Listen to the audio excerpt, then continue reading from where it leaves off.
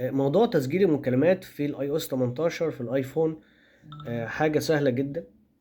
كل اللي عليك تعمله ان انت تدخل على السيتنج بتاع الايفون بتاعك، تدخل على الجنرال او العام، وتنزل تحت هنا عند المنطقة واللغة.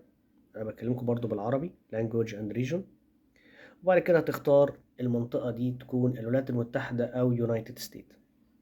اول ما تعمل كده هتلاقي ان الجهاز بيقول لك ان هو بيظبط السيستم بتاعه للمنطقة اللي انت الجديدة اللي اخترتها.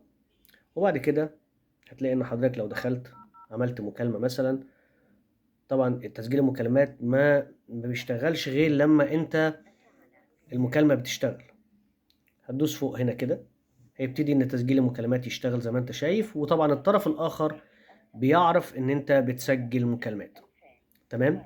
طيب، المكالمات دي بقى بتروح فين؟ بتروح ببساطة شديدة جدا عند في النوتس.